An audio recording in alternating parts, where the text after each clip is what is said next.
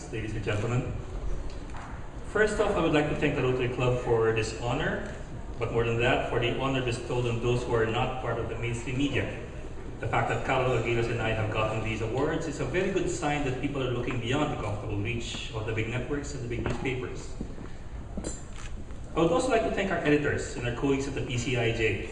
Every work is a group effort, from colleagues who pitch in to editors who are tempted to commit arson by burning our copy in front of us.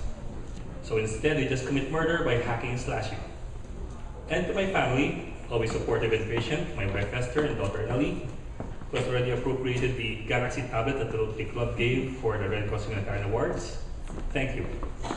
3 weeks ago, I received an email from the Rotary Club Secretariat. At first, I thought it was a press release, and then I read it and found out it was an award. And I thought it was a mistake. It was such a surprise that I called up the Rotary Club to confirm. I am honored to be given this award, but I am also humbled by it, because I know many other journalists who deserve it more than I do.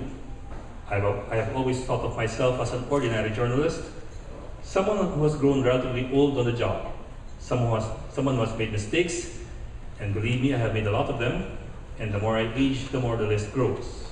On the other hand, there are many journalists I know, both in Manila and in the countryside, who have done so much more for their communities, who have risked more and sacrificed more in the name of a free press. It is in their honor that I am accepting this award. Theirs is the burden of living that dangerous and often thankless job of a nameless, fameless journalist. Mine is the burden of living up to the standards that they have set. I am also happy to have received the award from Secretary Rodriguez, because I remember in 1993 or 1994, I was writing a script for a documentary produced by ABS-CBN on the Philippine National Police. Rodriguez was my boss, and he returned my script to me with a lot of suggestions, and his parting words were, "Here is your dissertation." Since then, I've always reminded myself of that remark. Did I write a story, or did I make a dissertation? Did I write it for myself, or did I write it for my public? In the end, I hope I have improved enough in the practice of my craft. Because it is in the end about our education as much as it is that of our viewers. We journalists are teachers, probing, learning, digesting, and then passing on that learning to a sometimes reluctant audience.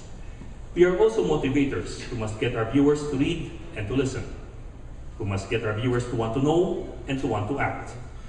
The British philosopher Cyril Joad once said, "The secret to successful journalism is to make your readers so angry that they will write half of your paper for you." We have so far been successful in getting our readers and viewers to be angry, though often for the wrong reasons. Sometimes because of the stories we do, often because of how we do our stories. Of course, not everybody is happy with the idea of journalist activists. William Sherman, the Civil War general, once said, "If I had my choice, I would kill every reporter in the world. But I am sure you would be getting reports from hell before breakfast." The challenge has been and always will be keeping ourselves from being perfectly happy and content with ourselves. A contented journalist is probably really a historian, or maybe a publicist. Ours is about wanting to do more and wanting to learn more, because like the news, our learning and our teaching never really stops. Now allow me to close with a quote from Henry Grunwald, former managing editor of Time magazine, who spoke of journalism's role in society. His words bear new meaning in this era of instant sharing of easy and unverified information, where second-hand information is passed off as fact, where more and more the reaffirmation of your work comes from the number of people who like your Facebook post. And he said, "Journalism can never be silent. That is the greatest virtue and its greatest fault. It must speak and speak immediately, while the echoes of wonder, the claims of triumph, and the signs of horror are still in the air." Thank you very much.